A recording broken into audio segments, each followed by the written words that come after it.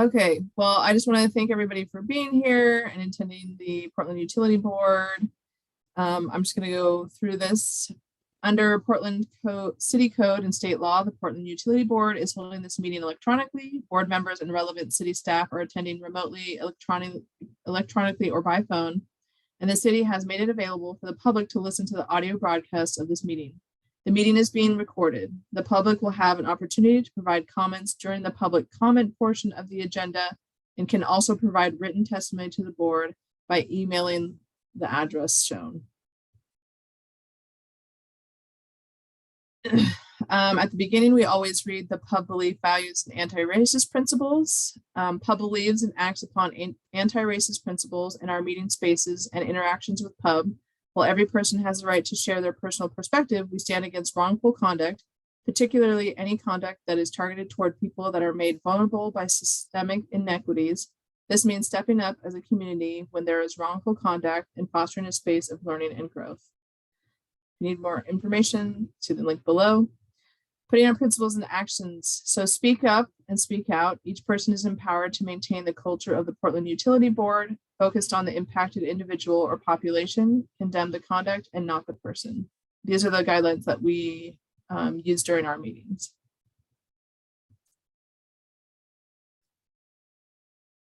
Amy, is this yours? Yeah, I'll go ahead and take over. Thanks, Kaliska. My name is Amy Archer Masters, and I'll quickly run through the meeting guidelines.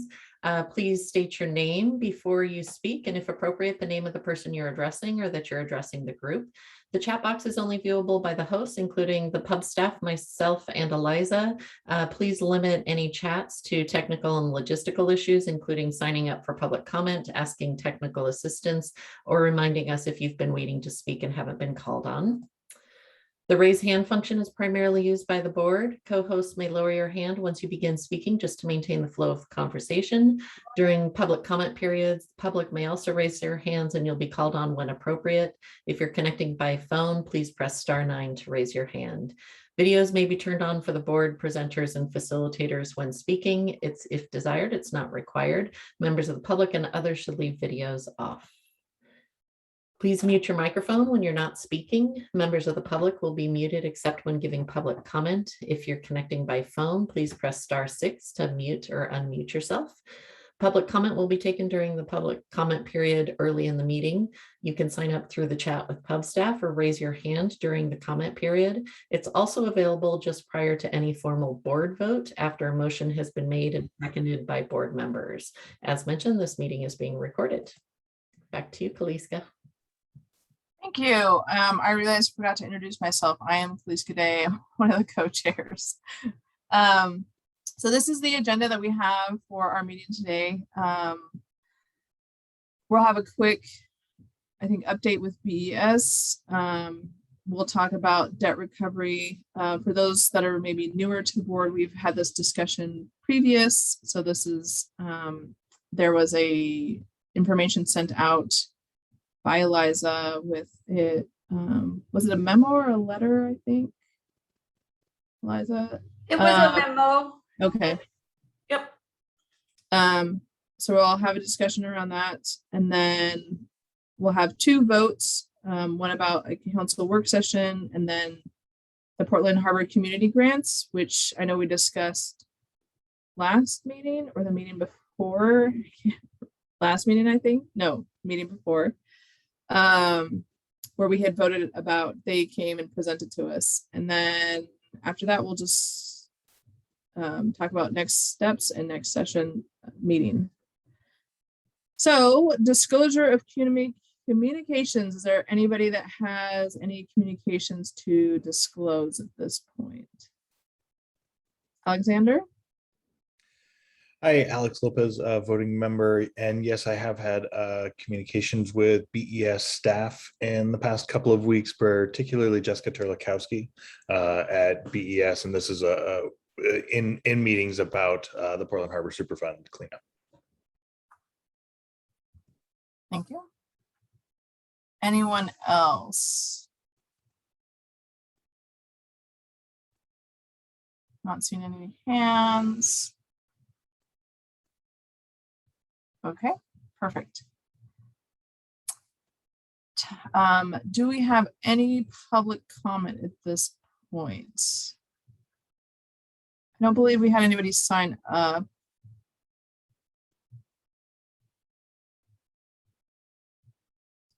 This is Amy. I've not received any requests for comment.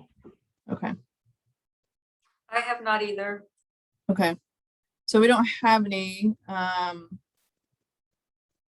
If somebody raises their hand later, we can always, interject and have them back in, but I'm just gonna kind of move on to the next agenda point.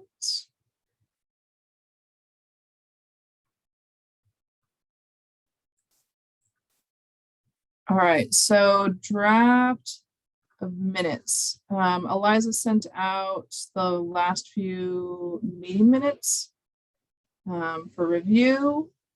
And I don't know, Eliza, I know we had talked about kind of the format and the shortening of, did we want to speak to that at all? I'm sure, and I wonder if Karen Williams is going to speak to that. She has her hand raised, so I'll let her go first. Okay, Oh, hello, Karen Williams. Actually, I was just going to interject and ask for a couple of corrections. So, Eliza, if you'd like to.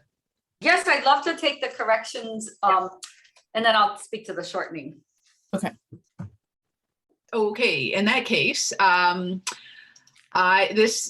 first request is actually regarding the September minutes, and it's not a correction. I just wanted to say on the record that in my presentation about the council work session that took place in this January of 2020, I inadvertently did not mention Heidi Bullock, the other co-chair at the time with Dory Robinson, was one of the presenters. And I just wanted to ask if there could be a editorial, parenthetical editorial statement in the minutes, perhaps, that acknowledged Heidi Bullock was also among the presenters at the work session. Absolutely.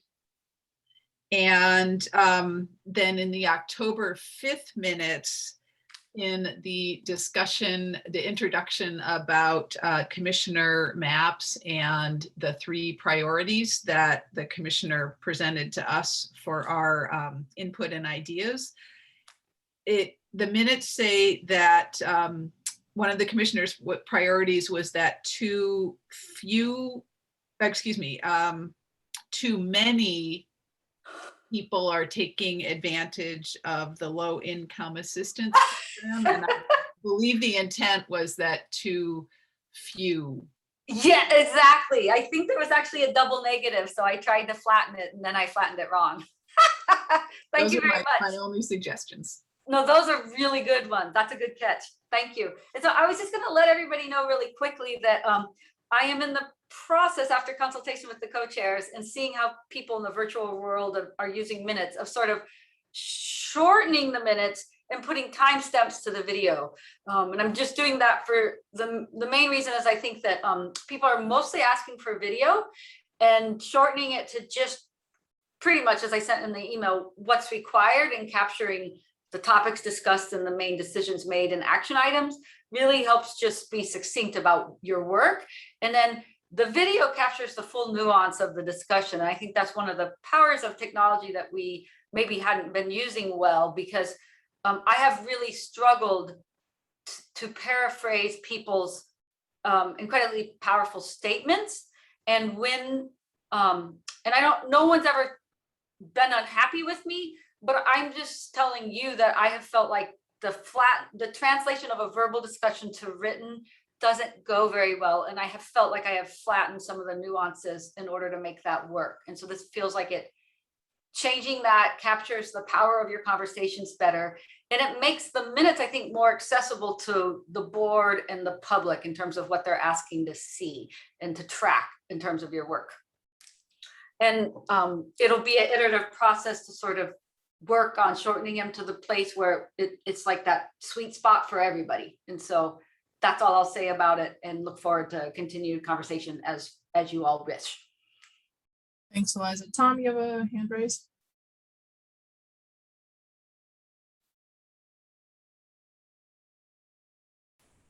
Yes, I'm sorry. Excuse me. It took me a while to find the mic button.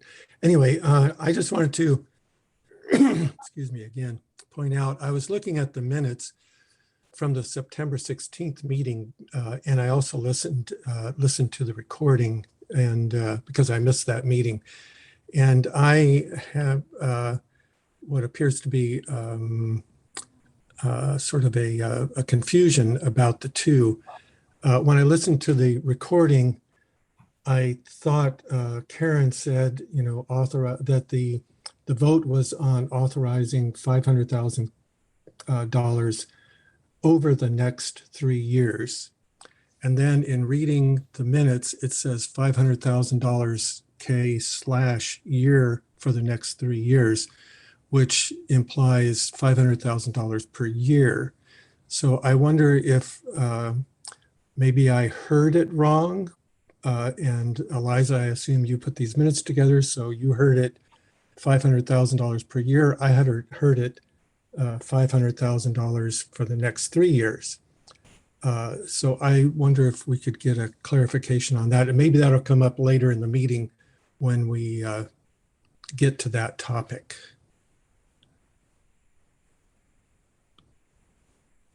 That is a great question and a prime example of a little bit of the complexity of verbal conversation where there's context and written where there is no context. And that, in fact, I think Karen Williams said something along the lines of what you described. But in the full context of the meeting, it was fairly clear, I think, and it was Amy who actually followed up with that piece, but fairly clear that Karen Williams' intent was to actually echo what the grant committee was asking for. And like, again, I'd have to re-listen, but there was a slip of a preposition or where the, I'm thinking in math, but where the slanty bar goes, 3 year, you know, X dollars over so many years. And so that was a simple, from the context of the vote, it was fairly clear that Karen Williams' intent was to get the board to vote on what the grant committee was asking. And the grant committee was asking for at least 500,000 per year for a total of 3 years. And Karen, do you want to chime in? Because I think it was your motion. I will chime in and say, yes, that was my intent in the motion, was to yeah, exactly, mirror or reflect or say exactly what the grant committee had suggested. And, you know, perhaps my paraphrasing or not speaking really clearly when I actually said the motion may have led to some confusion, but yes, but the intent was to pass a motion that mirrored what the grant committee had recommended as necessary to do the work that they want to be able to do. And I think that exactly proves the value of having the full context of the video so we can put the statement in context, but having the minutes simply be, this was the decision, because then it makes it very clear you can reflect it. And then if you do have an adjudicating question like you do, Tom, this is the perfect space to say, let me make sure I'm following what we were doing. So I do want to speak. I think there's a little bit of nuance. Like, we weren't authorizing anything. We were just voting in support of what they want to ask for. So. Thank you.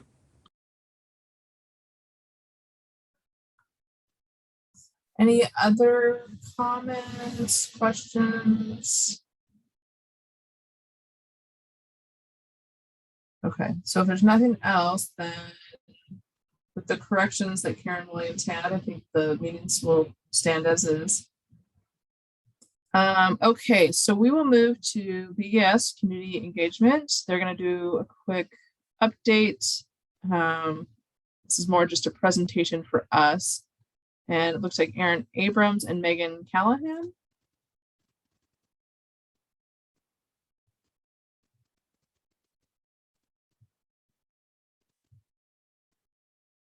Megan, you're muted. Okay, someone gets to say bingo, I think. Good morning. I'm Megan Callahan. I'm the communications manager for the Bureau of Environmental Services. And thank you very much for your time this morning. I'm going to have Aaron introduce himself, and then I'm going to drop off video. I've been having some connection problems this morning, but hopefully my audio will work. So Aaron, if you could introduce yourself quickly. Hi, I'm Aaron Abrams. I'm the Community Outreach Program Manager for BES. Thanks, Aaron. So Aaron and I are here to update you on a multi-phased community engagement effort that we have started. We began actually this past summer.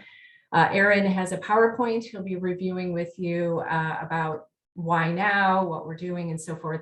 But very quickly, as way of introduction, I think that you've heard over the past year or so about our transition and process improvement work. And that's work that we started, gosh, nearly 3 years ago now. My timeline is probably a little bit off, and that we began implementing in early 2020, right before the work from home order started. We know, however, and while that work is moving forward, we know that to fully realize and implement our transition and process improvement work, including developing things like foundational drivers, levels of service, and our risk assessment and decision-making, among other things, that we need to ask our community some big questions about priorities, values, and needs. We're very excited about moving forward with this project for a number of reasons. While we've done some community surveying and focus groups over the years, and we do robust programmatic and project-related communications and outreach with Portlanders every day, asking the more foundational questions from our community is not something that we've done in a really long time, probably since the Combined Sewer Overflow, or CSO, program in the mid-90s to early aughts, I would say. I think there was a lot of robust engagement that went on at that time. The other exciting thing. Sorry to interrupt. There was a request. I think what we're seeing is not the presenter view. And so there's a request to go full screen with the PPT. I think that's. I'm sorry, I'm realizing that it covers up my notes. Is it all right if we go this way and see what happens? We can either do that, or if you want me to share the copy from my. Would you mind doing that? That would work. Yeah, thank you. Absolutely, I'll do that. Yeah, because I think it's an issue of getting the font big enough sometimes too, like when it's in this view. So, okay. Yeah, I would agree. It is a little small. Okay. Second point, I will just continue here briefly. The second point is, I think what's exciting for us right now is that there is really broad recognition and agreement in all corners of the Bureau that we need to do this work. It's really exciting to be in meetings, and sometimes really technical meetings, where we're hearing other employees saying things like, we need the community's input on this issue. We need to know what the community is thinking about, drivers and levels of service and so forth. And finally, the PowerPoint that I think we can now see a little bit larger, you'll see a slide. It's only about 5 or 6 slides, the PowerPoint, but you'll see a slide that does have a diagram on it with timelines. And I think it's really important to note and even stress that while this particular project we're talking with you about has timelines and does have an endpoint to it, it's really the start of ongoing and intentional communications and community engagement for our Bureau. The information that we'll learn through this effort will inform our communications and engagement with the community into the future. And with that, Aaron, if you want to go ahead and get started. Sure. Good morning, everyone. Like I said, my name is Aaron Abrams, and I'm the Community Outreach Program Manager for BES. I'm the project manager for this project, and we're calling it the Future BES Community Engagement Project. So I'd like to give you an overview today, and then hopefully Megan and I can answer any questions you may have. So what is the Future BES Community Engagement Project? Simply put, we're looking to conduct a series of community conversations to help the Bureau better understand who it serves and how we should be serving them. As Megan said, it's been many years since we've done something on this scale, something like this. We have a strong community engagement systems and practices in place at the program and project level, but we've definitely reached a point where it's time to ask some big picture questions. So these conversations are intended to help us set the strategic direction of the Bureau, identify funding priorities, understand where we need community input on our decision-making process, inform our risk assessment and asset management framework, our new asset management framework that we're developing now, embed racial equity and environmental justice more deliberately into our decision-making. And then as Megan just mentioned, help us build community relationships that are more ongoing and fruitful rather than one-off or transactional. And can we go to the next slide, please? And what we need to, we know we need to do this work now because of two big issues. One, we just underwent a really large reorganization process. And during that process, we identified several places where we had gaps, where we knew we needed to hear from the community on things like how we set levels of service, what are our assumptions around the drivers of our work, have we built a triple bottom line tool that incorporates community needs adequately, and what should be the focus of the Bureau from an overall strategy perspective and where our funding priorities should be. We know we need to meet regulatory guidelines and provide service and so on, but inside that overall framework, there's lots of places where we could be emphasizing or de-emphasizing or starting new work or stopping work. And all of those are informed by community input. So basically we need help in vetting and testing our decision-making to make sure we're meeting community need. The other thing that's the second thing that's driving this project is simply that we haven't done this, something like this in quite a while. Portland has undergone significant changes in the last couple of decades. And we need to make sure that we're meeting current and future needs and not just relying on old assumptions. Megan mentioned Mid-County and Big Pipe are finished. Do we have a new focal point that we need to be focused on? Earthquake preparedness and climate resilience, we assume, we're guessing, are much higher priorities than before. The large demographic shifts and changing expectations really offer us an opportunity and a challenge when it comes to making sure that we have a reasonable handle on what people expect of us. And especially after these last couple of years, really in stark relief has been this question about what our role is as a Bureau in furthering our goals of anti-racism and moving towards climate justice. What is our role as a Bureau, and then what is our role within the city as a leader? So what's our process? If we can go to the next slide, we can take a look at our process. Pretty simple. We're finishing phase one now, sort of an internal analysis, gap analysis, internal audit. And we're starting on phase 2 and 3. We're actually pretty far along on phase 2 and moving into phase 3 pretty soon. One thing I want to note here, you can see the rate study is sort of a little additional piece down there. And that's because the rate study is in the works. I think you have actually had a presentation or maybe more than one presentation about the rate study. But this engagement process will inform that rate study. So we want to finish the overall outreach first before we launch a more targeted effort around the rate study next year. Our guess is that on topics like affordability, how we charge businesses, a lot of that information will come out as part of this engagement process and will directly inform the rate study. And we didn't want to start with rate study questions when there may be larger existential questions that we want to ask first to then inform the rate study. So let's move on to the next slide. Where are we now? So we're making good progress. The project is up and running. The steering committee has been meeting regularly. That committee consists of internal staff as well as 2 community members. We have a public involvement consulting assisting us already. And we're just finishing up paperwork. We should have an equity lens consultant on board in the next week or so. And we've completed the first phase of the project and working to finish phase 2 and launch phase 3. Just as a note, phase 3 is where the actual outreach will occur. And that's where we would expect you all in Pub to be engaged in conversation. We invite and encourage you to speak up today, but we will have a more structured conversation and ask for your input in that phase. So our next steps through the end of the year are to finish our internal analysis, decide on the community conversation topics, and then begin conducting that outreach. We're guessing our aim is to have our first outreach events, probably stakeholder interviews, in December or January, depending on whether or not we can work stuff around the holidays. Finally, I'm really excited about this project. This is the kind of work that I love to do, and it's the kind of work that I got into public service to do.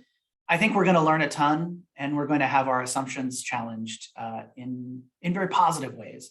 I'm looking forward to particularly some deep and meaningful conversations on topics like affordability or climate resilience. Potentially could be ones that really challenge what we're doing and demand decisions be made about how we do our work that will change what we do. At the end of this, we'll be producing a final report with recommendations to our leadership team that incorporates all of the outreach, and then the leadership team will be working on implementing that hopefully next year. So with that, I feel like I did just monologue for a while. I'd like to open things up for questions. Thank you. Thanks, Aaron. Well, if I can be a little bit selfish, I do have some questions. So I guess I know that you haven't really gotten to phase 3, which it sounds like. So do you guys kind of know how you want to do outreach, or is that part of what you're going to figure out? We don't know. I mean, I think we have guesses. There's there's techniques and things that we will deploy. Most likely a lot of online stakeholder events and things like that, just because of assumption is we'll still be dealing with a pandemic. But the Equity Lens consultant is going to be especially helpful there. Training for Transformation is they're called. They have extensive experience doing outreach to underrepresented communities and doing trauma-informed outreach. And so we're asking them to really essentially hold a workshop with us in the steering committee to identify audiences and then develop outreach to meet the needs of the audiences we're trying to reach. So that process will be happening between now and the end of the year, where we'll be developing the outreach methodology, I suppose you'd say. Okay. So I am going to put a cautionary note up front here because I do volunteer for a culturally specific organization. There is a lot of onus put on a lot of these organizations and the members that are in them. And I mean, I get tapped quite constantly to be on oversight committees and board reviews, and I still have to work full time, right? So I just want you to be very mindful of like how many people are asking like people of color to come to the table, because there's a lot of them that do. So that's my 2 cents out the gate. That is absolutely top of mind for us. And one is that we will be compensating people appropriately. Absolutely a big part of this. If they are able to help us out, we would be paying them for their time. And then right. So and we'll be hopefully reaching out to people that often have relationships with us, and we're not going to be asking the same things. We also are doing part of our gap analysis is looking at existing reports, plans, things that have been created by those community groups. So when we come to them, they say, "Didn't you read our thing? We launched it 2 years ago. Didn't you read it?" So that's a thing that I've seen a lot of frustration with that. It's like, we wrote a whole report and submitted it to you, and you haven't read it. So we're doing that as part of our gap analysis. So we can say, you mentioned in what was it? Imagine Black's plan for Black Portland. You mentioned these 3 things as being key environmental justice drivers for your plan. Here's where we think we can help. Is this correct, or are there other ways we can help? That would be the way. That would be sort of a methodology. But again, we're still building that methodology. Okay. Tom. Thank you.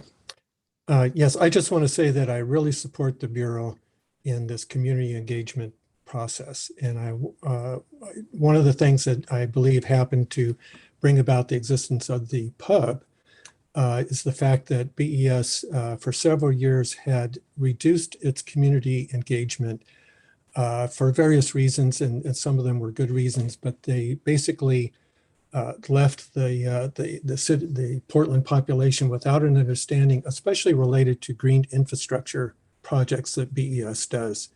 So I think it's really important that BES gets the message out, what they're doing and why they're doing it. And then of course, being open to input as you're mentioning, Aaron. Mm-hmm. I also think that something interesting that relates to this is your reference to Mid-County. I wonder how many people attending this meeting even know what the reference to Mid-County is, because it was quite significant, and it was couple decades long project that the Bureau did. And interestingly enough, the Bureau did it to protect our drinking water sources. So it's, anyway, goes back into the 1980s and 1990s, and I think it was concluded in the early 2000s. Mhm. So it's kind of like jargon, maybe, the way you guys put it on there, but I think Yeah. looking at keeping people informed, what is Mid-County? You don't have to answer that today, but it's just one of no, those things. I think that's Pardon me? interesting. I just think that's really interesting. Mid-County has reverberations. We built essentially new sewer infrastructure east of 82nd. And so when you look at the maps of our projects, we're doing less work on sewer infrastructure in those areas because it's basically brand new compared to stuff west of 82nd.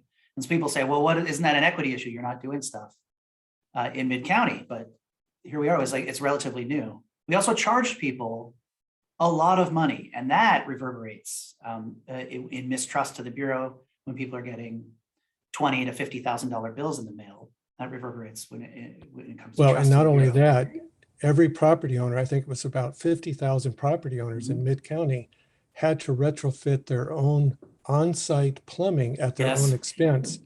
And I think this very much relates to the discussion with Water Bureau about lead and the issues of who should pay for fixing a house that has pipes full of lead. And anyway, so these property owners, as you just said, $10,000, $20,000, $30,000 that they had to pay BES, and then they had to Yeah. spend thousands of dollars on their own property. It's a very important reference point for, I think, future discussions about issues related to who does what and who pays for it. Mhm. Anyway, thank you. Thanks. Karen Williams. Thanks, Kaliska. Thanks, Aaron. I would be interested in learning more about the outcome and the conclusions from the phase one. And for example, what was considered a gap? How were gaps assessed? What were your conclusions about where the gaps were? And how was the management and the decisions around how that phase one was structured? I mean, who made those decisions? How were they made? So if there's any, interim reports or, documents that the Bureau would be comfortable sharing with the pub, or, if not, sort of paraphrasing some of the conclusions from phase one and sharing that with us. I'd be happy to. I'd be very interested in that.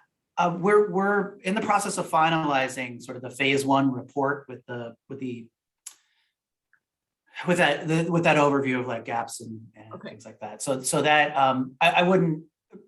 we need to finish it. I think it'll be done in the next couple of weeks, and it could send it to you, of course. But I would say that I think that without getting too out in front of where the process is, as the project manager, like, I think I can see where things are going, but I don't want to, like, who knows what the steering committee is going to come up with. We need to have internal conversations and dialogue about this.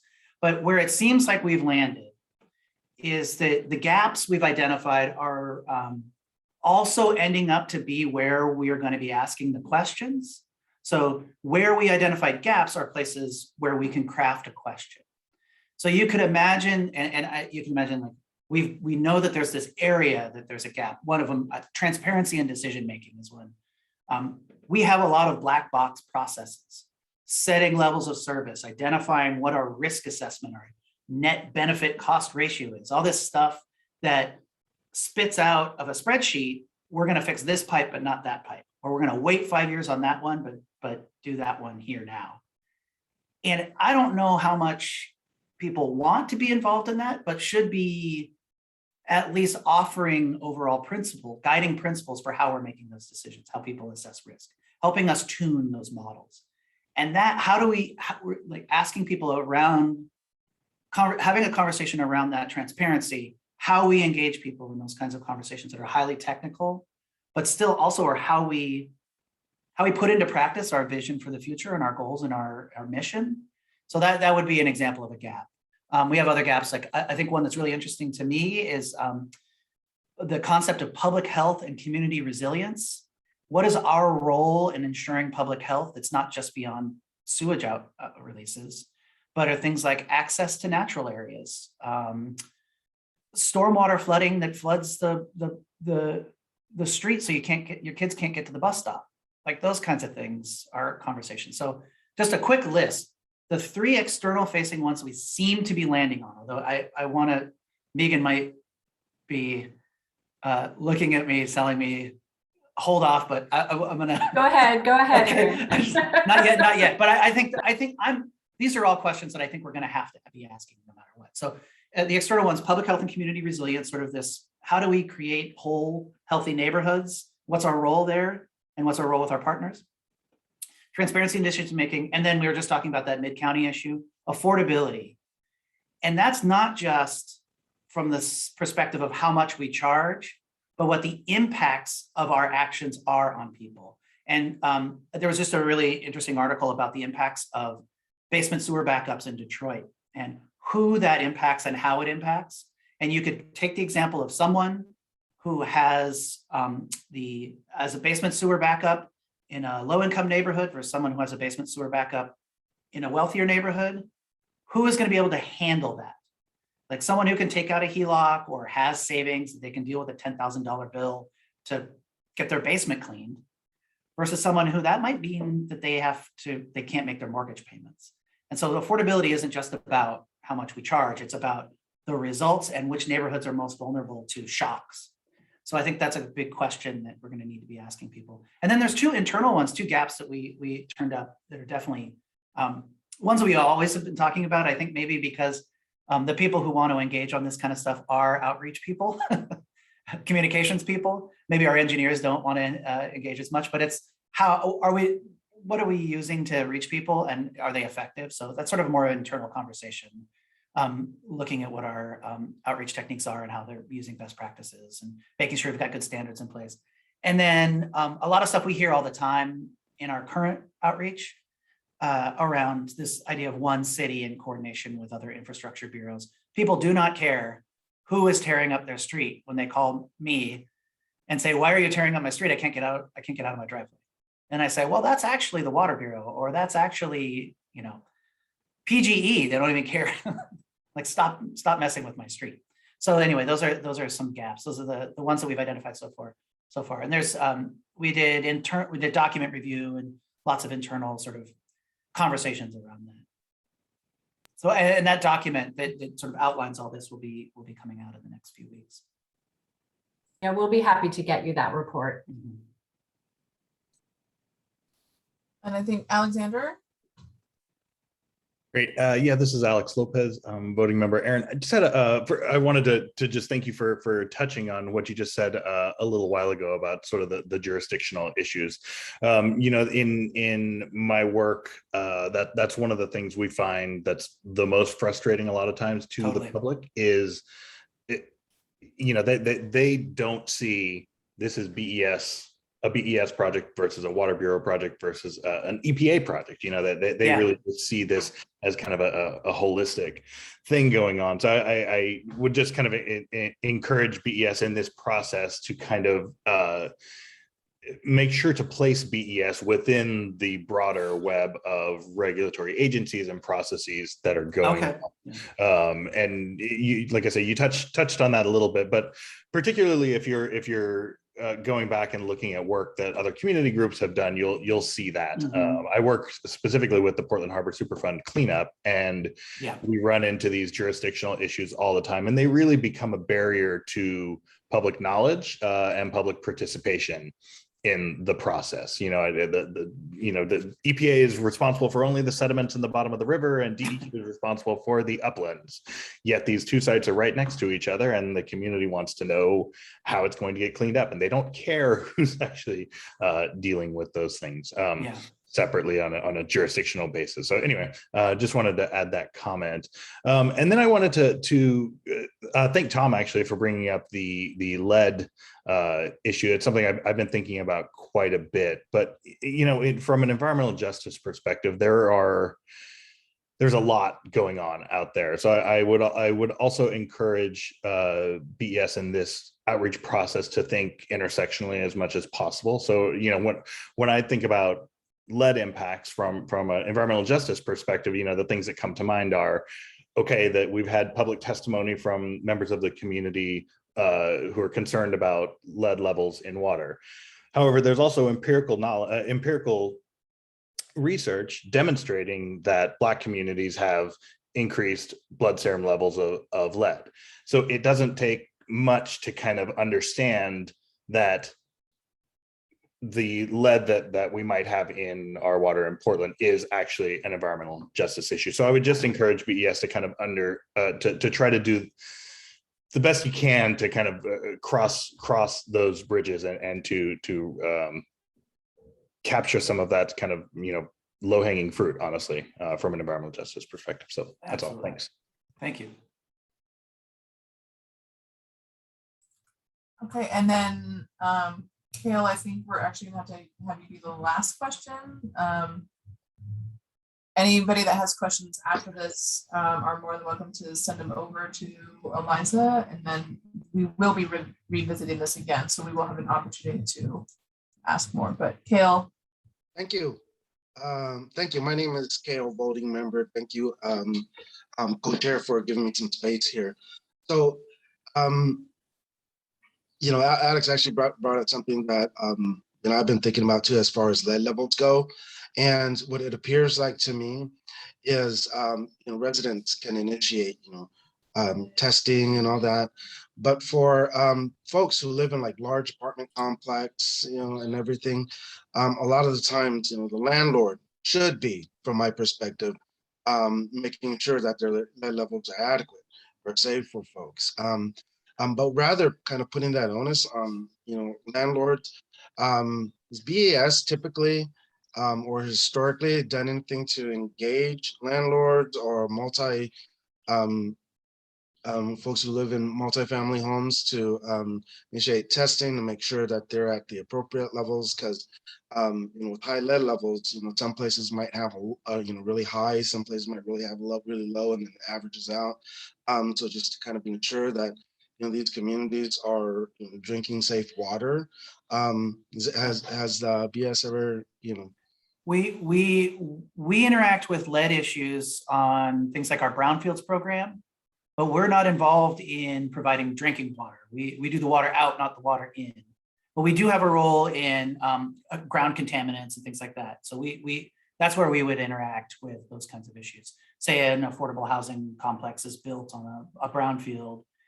Is the ground adequately, is the soil adequately capped or remediated? That's where we would have a role. We wouldn't necessarily be involved in the water part of it. That'd be the Water Bureau. Okay, so we're back to the jurisdiction. Yeah, and I guess I expect that we will get comments about things that are like, why are there no sidewalks in our neighborhood? And we can't just say that's PBOT. Or there's lead in our drinking water, and we can't just say that's, and we would not want to say that in the meeting. We would not want to say, oh yeah, that's someone else. We would say, we have a role in that as a leader and as a part of providing a healthy place for you to live, for families to thrive. And we will get with PBOT, or we will get with the Water Bureau, and we will solve this problem together. That's the message that I think we have to have. Now, doing that internally is hard. We are separate bureaus, and so we have to figure out. I just think I think that there's lots of distance to cover for making sure that we're better at it than we were, and I think we need to get better. Yeah, I bring it up because I have some concerns for low-income families. Totally. As we build more and more of these affordable housing, on top of what we have right now, I think there needs to be a little bit more on ensuring that we provide good clean water. So we'll probably have conversations in other areas. Thank you. And thank you for your answer. Thanks. Thanks, Kale. So Sarah, I don't want to cut you off. We do have to wrap up. Do you have a quick question? I just wanted to, this is Sarah Messier from the Portland Water Bureau. I just wanted to answer Kale's question really quickly. I have been, since 2018, I have been mailing a lead education mailer to all apartments in the Portland Water Bureau service area on an annual basis. And that includes information about the risk of lead, what you can do to reduce your risk of lead, and a lot of information about our free testing program and encouraging tenants to test their water for free through our program. We have also contracted a community group historically, Fair Housing Council of Oregon, who's done outreach to landlords. And the past 2 fiscal years, I've been actually doing mailings directly to landlords to tell them about lead programs at the Water Bureau, at the Housing Bureau, and at Multnomah County that they can take advantage of. So we are doing those efforts to get lead information out to both our community members and landlords, because I agree, those are groups that that really do need to be connected to our services. I agree with you. That's all. Thanks. Thanks, Sarah. Okay, so I just want to thank Aaron and Megan for attending. Thank you so much. That was very informative. And again, if anybody has any additional questions, they can email pub staff, but you guys will be coming back. So We'll be coming back. We'll be Yeah. coming back with some targeted questions for you all to help us. perfect. Thank Well, I you for your appreciate- time. Thank you so much. All right, moving on. So the next one is Portland Water Bureau, the debt recovery. So a memo was sent out with read ahead materials that was from the Portland Water Bureau, and we do have Eliza. We have people here to answer questions. Am I correct on that? Yeah, this is the chance for the board to kind of raise any questions or recommendations or thoughts or next steps for the board today. And the Bureau is here to answer questions as they come up. If some of the questions are very detailed, they may need to get back to us with the answers. And also in respect of time, we can also keep this conversation initially short and decide to carry it over to November 2nd. So because I want to make sure people are able to leave at 12:30, because I know a lot of you are running from meeting to meeting. Okay, perfect. So with that introduction, if there's anybody who has any initial thoughts, questions in regards to the memo that was sent.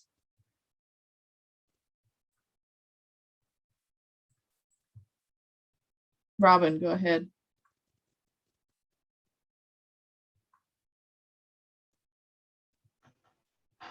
Yeah, I hope that you can hear me. I had a question. In the first paragraph of the memo, it says that the Water Bureau estimates that Portlanders have more than 23 million of past due bills. I was wondering, what is the divide between commercial accounts and residential accounts within that $23 million of past due? Hi, this is Deep Salmer. I'm the director of the Portland Water Bureau. I believe Cecilia Hune, our finance director, is on the call. And Cecilia, do you have that number with you? Or Robin, we can also get back to you with that breakdown if you'd like. This is I do not. I can try to see if I can locate that number quickly, or we can get back to you with that information, certainly. Yeah, just to follow up. If you're able to pull it up quickly, wonderful. If not, I understand. And the reason why I was asking is just based on the math of the 1.4 million of money that's like past the holders that are on the financial assistance program, it looks like only about 5% of the people that are past due are on that financial assistance program. And so that led me to wonder, I guess my actual question past what's the cost differentiation between commercial and residential within that 23 million. And that was actually how many of the unrecovered debts are from families that live within multifamily units that don't actually qualify for the Bureau's current financial assistance programs. So we can get you that breakdown of who is in multifamily and residential. We also have that by sewer only accounts. So we do have some of those in the city. It's a much, very small number of accounts. So there are those categories, and we can give you a breakdown of who is in each one. All right, thanks. Amy Chomowitz. Say hi, thanks. I do have a few questions to put to you. This is actually sort of a follow-on to the previous question about the 23 million. Can you tell me what do the numbers look like pre-COVID, since the 23 million is COVID has at least an impact on the 23 million. And then my other question really concerns about looking at our ratepayers holistically. And what is the impact? Is the Bureau looking at kind of the whole person? So my question really stems from during COVID, a lot of people lost their jobs, et cetera. And landlords are trying to collect their money from these folks. And I'm just wondering if we're also sort of collecting money from these same folks. What's the additional impact on them? And are we ultimately potentially adding to our houseless population in the city? Sure, let me take a stab at that. I think your first question was based off of what did our pre-COVID picture look like versus where we are now. And since we sent you this memo in late September, I just want to update PUB. We're closer to 24 million than 23. And again, that's for sewer, stormwater, and water. So both bureaus' debt is included in that. But so that's the update. It is growing in terms of past due. We don't do this an easy calculation, so it's hard to look back at any one point in time and say what was the debt on a particular date. So I can't tell you in March of 2020 what that exact number is, but it was about half of where we are now. So we definitely see that growing. We know that there's an affordability crisis that existed before the pandemic, and it's only been exacerbated by the pandemic. We also know that that's not an affordability crisis that has hit evenly. It has absolutely affected more vulnerable populations much more significantly, and has brought about a lot of emotional, mental, financial stress, all of that. So that's very real. So I guess I just want to acknowledge the point that you're making in your second question, that that is significant. There are a lot of things we can do, and we have done as the billing agency for both BES and water. In terms, we have a moratorium on shutoffs. That's where people would probably feel the most impact from our water policies, is if they could not pay their bill and they were having water shut off. So we instituted that moratorium, at the beginning of the pandemic, and we are being very careful and thoughtful and intentional about how and when we bring that back, so that we are not, causing additional pain and stress to people. We're trying to be very clear and transparent about that as well. And that's, another reason why we want to have this conversation with the PUB. To get your thoughts about that. We freezed late fees and collections. So I think it is really important to look at, as Amy, you said the whole person and the whole situation. It's why we're starting this collections process with commercial and looking at what impacts that has and what that looks like and what lessons learned before we move to residential. And then, as I mentioned, residential has a number of pieces of multifamily versus the single family versus other accounts. So we want to be very mindful as we go about it. Anything else I can answer on that question? I think it's a really good topic, so I want to make sure I'm covering what you asked. I do appreciate what the Bureau is doing and how it was described in the memo. I have read about jurisdictions that provide financial planning assistance. So, and I know that the bureaus do try to work with folks to put them on a repayment plan, but could the bureaus go a step further and, I don't know, contract with financial services organizations or companies that could help people, again, looking at the whole person, the whole family? Sure, and my apologies. I think my neighbor has chosen this moment to mow his lawn, so I hope you can still hear me. But I just want to caution or provide some information that financial counseling or assistance that went beyond water would likely, and we want to ask an attorney's advice about this, but it would likely be beyond the provisions of providing water services. And that's not something that we can do with water or sewer rates. So whether we hired financial counselors or whether we provided that ourselves, we would be, I think, on shaky legal ground in terms of what we could do that was beyond the provision of water. Now that could be done with general funds, but the limitation for Portland is on water and sewer funds. So I'll just add that I recognize that. I do think that there is a connection between providing financial assistance if the goal is to enable people to repay their debt, their ratepayer debt.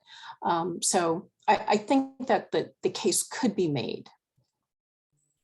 Sure. Yeah. No, I appreciate that, and I appreciate looking at all of these issues because we're in an unprecedented, financial situation. So it really does take looking beyond what sort of conventional measures are. So thank you.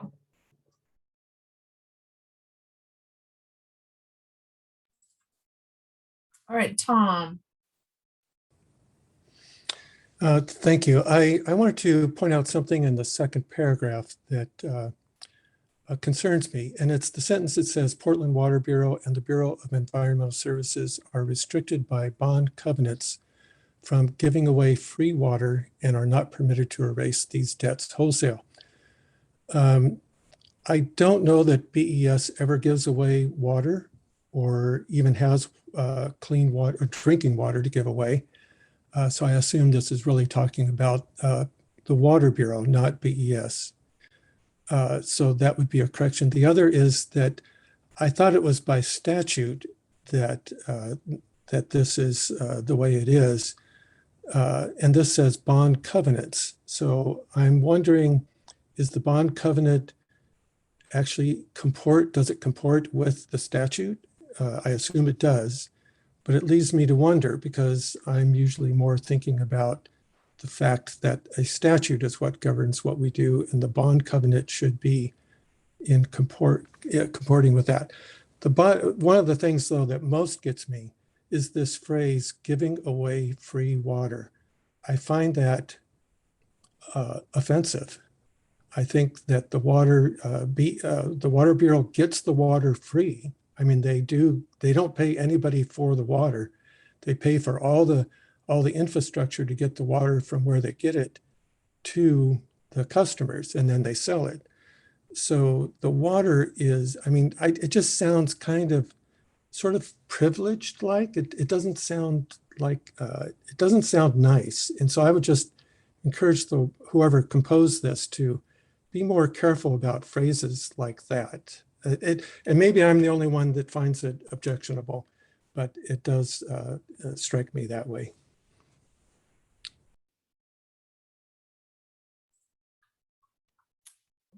Thank you, Tom. Karen Spencer? I have other things I want to talk about, but I did want to at least chime in on Tom's point. I looked at that phrase and I kind of winced at it. And I wasn't sure why. And part of it is what Tom said, but I think it's just looking back and maybe reflecting on a different choice of words. So my questions, which may not be answerable now, is really on the profile of that large number, the $24 million that's outstanding there. And I would be curious to know the aging of it. Have people been paying like sporadically throughout the pandemic, particularly the residential customers? I'm curious about, but also the commercial ones, or are there just a large chunk of people who have never paid throughout this difficult time? And I'm also curious to know about, is it essentially like 20% of the customers are causing maybe 80% of the debt, or is it just a little bit from everybody? So just the overall profile of the debt is what I am curious about. And I know that we talked during our sessions about resuming collections and the difficulty with doing that. And I think at one point we talked about there's just a certain constituency that does not pay unless they are somehow forced to through the threat of a late payment or fee or some other action that will pay. And it's unfortunate that there are people like that out there in the universe, but I do recognize that that does exist. Thanks, Karen. This is your articulation of what you'd like to see in terms of data is really helpful, so that we can put that together. Hopefully we will get close to what you and what Robin have asked for, but please, if that doesn't hit the mark, let us know, and we're happy to provide more information. But I'm taking close notes, and I think that we have that data that you've mentioned. Thank you.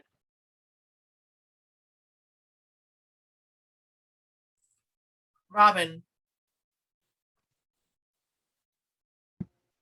Yes, thank you. Mine is very similar to what Tom was mentioning with the sentence about the bond covenants. And so if I understand my own interests as well as a few members on the board, there's a few members on the board that I guess philosophically or ideologically don't think that we should be limited to eliminate those and erase those debts, or the capacity to give away free water. And so I think that the pub would be interested in more information around these bond covenants, how they can be rewritten, perhaps how they could be understood or navigated, negotiated, and that way we can work as a body to change or eliminate those restrictions that are keeping the Bureau from having the capacity to having these forward-thinking policies, such as debt elimination for certain households, as we are in quite unthinkable times. And so just more information on how we as a Bureau can understand and navigate bond covenants, and that way we can do our part to possibly adjust, address, eliminate that restriction wholly. Thanks, Robin. Happy to provide you more information about bond covenants. I am certainly not the expert on that. Cecilia is welcome to jump in, but I know your time is limited in this session, so we can provide some additional information. Also ask our experts in the City Attorney's Office to weigh in. It is certainly a complex area, and I'll just point out that one of the reasons why we made such a big push for the American Rescue Plan dollars, the $2.6 million that the city allocated to debt efforts, is because those do not have the same restrictions. And so that does allow us to meet the needs of the most vulnerable of our customers without those restrictions. So we are trying to be creative about how we meet the need. and yes, it's a complicated process. Happy to bring you more information about that. Happy to have your thoughts on it. I just want to caution the pub that it is it's difficult to navigate, and we invite you to look through it, see if there's something that we missed, but there aren't a lot of easy answers there. We'll go ahead and go to Julia. I can be super quick. This is Julia. I just really wanted to second what Tom said and other people have echoed about the free water comment. Water is publicly owned by everybody. It's the thing we're paying for is the cost of providing us that water. So I just feel like that distinction is really, really important in a society that's trying to use or define water as a public resource. We're paying for the provision of it, for the cleaning of it, for the transport of it. So yeah, I think was unfortunate phrasing. And I agree with trying to get to the bottom of figuring out how maybe we can address the issues that Robin raised, but yeah, just word choice matters. Thanks. And then Kale. Thank you. I'll be brief too. So yeah, just wanted to echo what everybody's saying. Water's free. What we pay for is the service to delivery, service to clean. We pay for all that. So and on that note, since we have actual numbers with the with the cost to delivery and the cost of the service to provide that water, can we compare it to the debt in the actual numbers and see what we can erase? Because I think that we should find a way to eliminate bills if we can, without harming what it took for us to for the Water Bureau to produce it and to provide that service. Thanks, Kale. Gabriella. Hi everyone. Gabriella here. And I just wanted to again echo what folks have been saying about the word choice, and I definitely feel like there needs to be some rethinking around that. And in that thought, my thinking was very similar to Robin's. Like, how could we then address this so that we can address this like really sorry, I'm like English is not working for me today, but these are unprecedented like times, and obviously like there's such a huge impact because of COVID, and I think that we need to be taking different measures. So definitely looking forward to more information about the fund covenants, and just wanted to support what fellow board members have asked for, including Karen and Robin's request for more information, because I think that would be really important. Thank you. Amy. And just one more comment about bond covenants. So I know that the bond covenants, it is very complex, but I would ask the Water Bureau to look at the nuances and potential flexibility within the bond covenants that would allow, like I said, some flexibility in how the debt is collected. Thank you.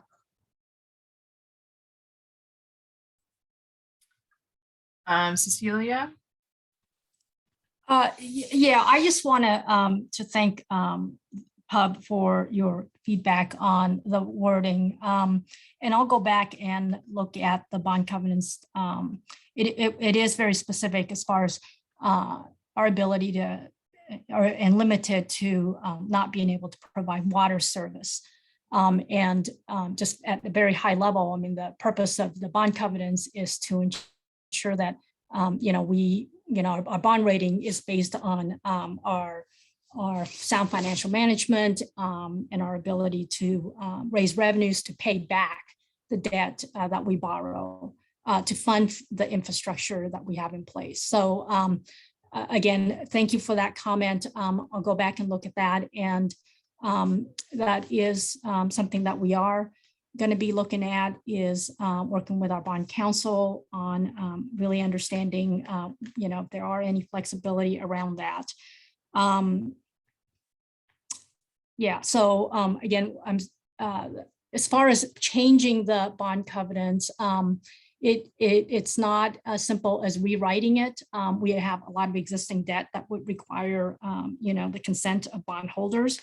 So that's certainly not an easy task, but looking and see if there are flexibilities around that provision is certainly something that we can pursue. I'm happy to, as Gabe mentioned, provide the details on the breakdown of the past due amounts as far as multifamily, residential, and commercial accounts, and how many accounts are in arrears. To provide that detail of information, and then certainly have our bond counsel and legal participate in a future meeting to help answer questions around, what we can do related to the bond provision. Thank you. Thanks, Cecilia. So we got about 3 minutes. I know Lori, you had a question, so if you can make it brief, I just want to acknowledge that there's a public comment here. Hi, this is Amy, and they have asked that I share their question on their behalf because they're having difficulty with audio. Okay. And the question is about Senator Merkley's debt forgiveness legislation on water and sewer debt arrearages, and wondering when that will help Water Bureau customers. We can certainly take that back and talk with our government relations folks and see how that would impact things in our case. It's obviously something that we connect on the federal, state, regional, and then local level on. So Amy, if you want to send that along, we will add that to the other questions that that you've sent us and make sure we get an answer. Absolutely, will do. All right, well, I thank you so much for being here, Cecilia and Gabe, and answering those questions. I think it was a really good discussion. I know this has been a topic of discussion for our board for a while. So with that, I think I'm going to just leave that you guys have quite a few questions, and then we will have you probably come back to the board possibly November 2nd if that timing wise, if you guys are able to get that information. So sure. Yeah, we'll provide written responses so people can see the data in particular, but also the answers to questions we weren't able to answer on the spot. And then we can also be available for another board discussion. Perfect. Thank you so much. Okay, so our next topic was, we're going to skip actually due to time. I don't want us to go over. So Portland Harbor Grant, you guys remember they came and spoke to us and asked for our support. So we are, okay, remind me of timing wise, Eliza, we did do a formal vote saying that we do support them, but I think now the ask is for us to do a vote on providing a formal letter in support and then having somebody present a few words at council. Yeah, that's exactly it. And I think Okay. this will hopefully be a relatively brief conversation. I just got the final wording of the ordinance this morning, and so I forwarded it to you all and highlighted the actual ask in the ordinance, and that's on the next slide.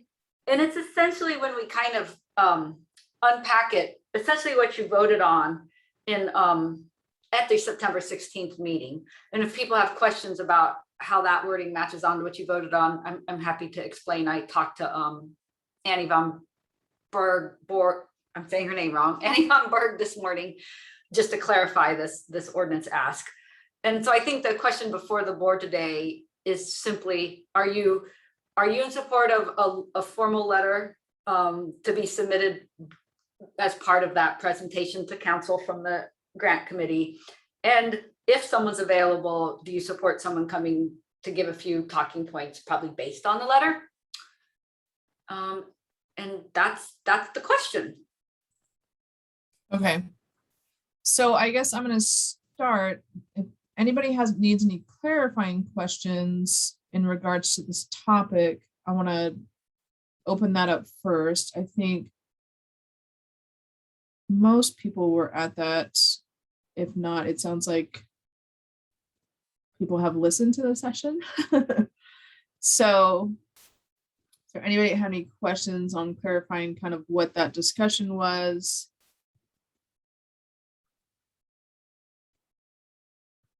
Not seeing any hands. Go ahead, Eliza. Oh, and I'll also add, if we go back to the other slide and what I sent and read ahead, is that I think the drafting of the letter could be done by pub staff and you all would be reviewing it at November 2nd, so that the November 2nd meeting, you would be able to give feedback on it. And I think it would be very short and sweet. And I actually think the discussion that you had at your September 16th meeting was rich enough to really just make a simple letter from that. Like there were very good points raised by board members at that meeting that just worked naturally into the letter. Perfect. Robin, do you have a question? All right. I just wanted to say that I reread the ordinance, and I believe I'm generally in support. And the only thing that came to mind really when it came to this ordinance was, why did they originally so grossly underestimate the need?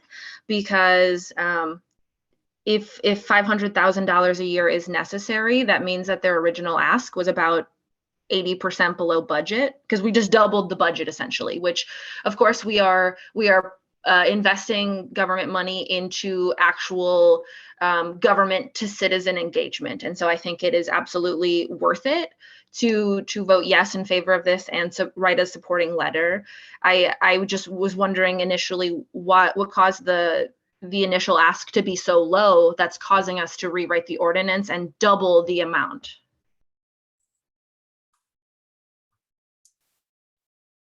Tom, did you have a? Because I don't know if we have anybody to answer that question, Robin, to be honest. Oh, I wanted to ask a question, but I was interested in what the answer to Robin's question was. But if there's nobody to answer that, I'll go ahead and offer. Let's see if I don't want to put Mike and Angela on the spot, but I'm going to go ahead and do it. If either one of you know and want to chime in about it, please do. Otherwise, I can take it back to Annie von Berg, and she'll be happy to talk to me about it. Talk to us about it. Sorry. Mike, I don't know specifically the answer for why that number was in the budget, but I think it's the same number that was in for the time before when we had a fewer number of applicants and we didn't have the discussion that we're having now regarding the level of funding community engagement. So I think the staff probably thought, well, we had 100 before, everything went smoothly, let's do it again. I think we tried to improve the process by bringing in a set of reviewers from the community to look at the applications, and the discussion that we've had ensued. So that's the best explanation I can give you, is that it was a similar amount at the time before when the program ran. Everyone seemed pleased with the program that had run the year before. Thanks, Mike. Tom, Yep. Go ahead. Okay, yeah, thank you. So something that struck me about listening to the September 16th meeting and seeing the presentation, I was very interested to see what the proposals are. So it indicated that there are 9 grants that are being funded this fiscal year, and I think that's great. But I didn't get a sense of exactly what they are. So is it possible that we could get copies or some kind of information that tells us more about what each grant proposal is, or what each proposal is that's being granted the funds? I think that would be really helpful for us to understand how this is working, and then potentially even offer it more support. Personally, I don't know that we need to do a letter of support, since we already voted that we do support it on September 16th. So I don't know if we're giving ourselves more work than we need. I don't know why the Bureau would need that. I think it's a sound program. So anyway, that's just my thoughts on that. Thank you. So Tom, I can't remember, I think in that meeting on September 16th, that they did ask us, that was a request from them. Or did they request it later? I can't remember, Eliza, but I think it came from. This is Eliza. It's a little, I'll chime in on two things. Tom, I can send everybody on the board a high level link where they list their grantees and sort of what the very high level summary of the project is. And if that generates more questions, let me know. And then second, I think we were all scrambling around timing and everything to get this to you all, and as a chance to sort of collaborate as a grant committee and a community-based grant committee and a community-based board. And so I think there may have been, it's sort of just the follow-up of like, yes, a letter of support would be great, because in the reasons the grant committee, I think, was thinking it was great is it makes it more formal. They can submit it in the proposal. It makes clear to council, not the Bureau, but to council, that this board has reviewed this budget ask and approves of it for these reasons. And the final thing, just me, I was hired to be your strategic advocate. And I'll just point out that I think the letter should be very short and sweet. And I actually think it would take very little to craft it. And the one thing it does strategically for you as a board is it puts your name before council, and so it's just a chance to just say, hey, we're here and we're paying attention to what the bureaus are doing. Well, using that line of thought, Eliza, which I think is good, I would go back to a previous meeting we had, and I think BES was asking us for potentially a letter of support regarding the tree program, which I would be all in favor of. So I think it's something maybe we could talk about as a board, that the more often we either produce something like a letter and engage in a way that city council sees, not just that they see us, I mean, that doesn't really matter, but that we are doing something that we feel is contributive. I think that's always useful to do. So Alexander, Alex. Thank you, Kaliska. So just to make sure that all the information is out there, I am not going to say much because the organization that I work for is one of the recipients of this last round of the grant. But I did want to just add a comment about the questions earlier about why the increase essentially. And I just wanted to kind of point out that the Portland Harbor project in itself is progressing, and it's now moving into earnest remedial design. So there is actually a lot more activity happening kind of presently than has happened in the past around the cleanup. So I would just offer that as a potential kind of explanation for why things may look differently in the future at this point. So I'll leave it at that. Thanks. Thanks for that, Alex. So I just kind of want to wrap this up because I know a lot of people have to get out. So can I make a motion? Is that, oh, sorry, Karen Williams, go ahead. Hello, everyone. Thank you, Kaliska. I will make a motion that PUB provide a formal letter of support as requested by the Portland Harbor Grant Committee, and that we invite a PUB member to participate in the presentation to council by providing a few words of support. I second that motion.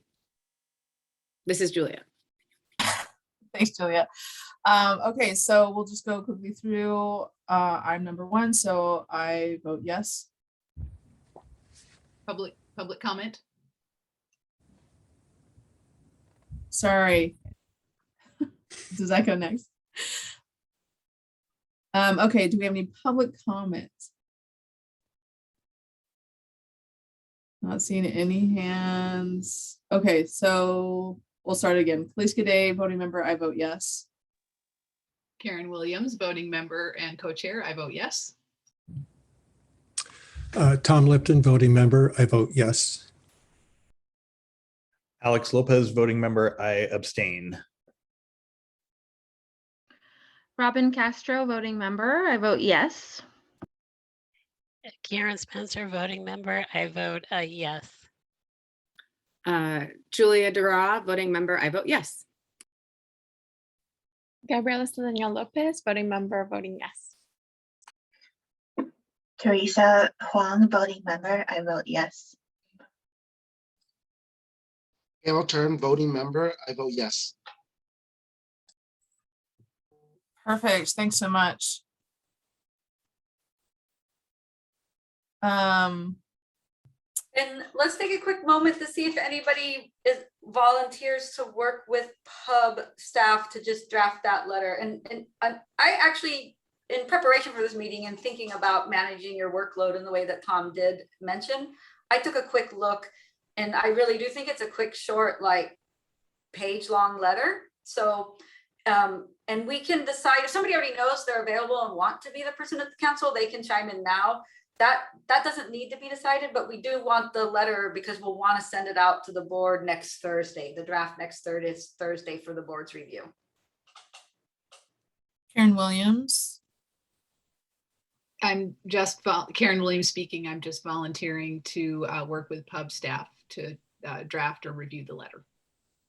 Excellent. Thank you so much.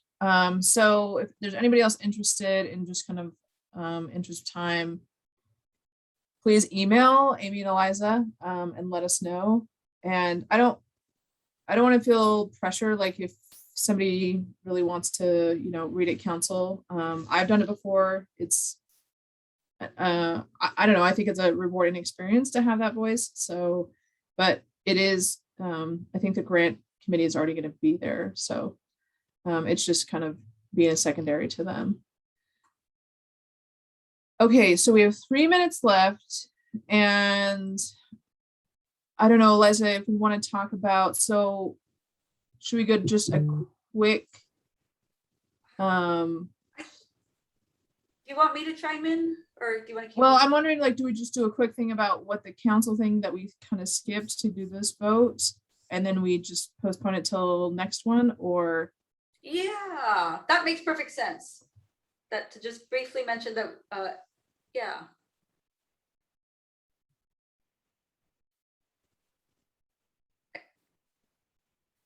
Okay, so I'm gonna kind of defer to you, Eliza, if you can give us a quick 1 minute. So we will put, so the quick 1 minute, I think, is just aiming for November 2nd. It sounds like the board, Water Bureau said they'll get as many answers as they can to you, so that you can continue your internal discussion on debt recovery.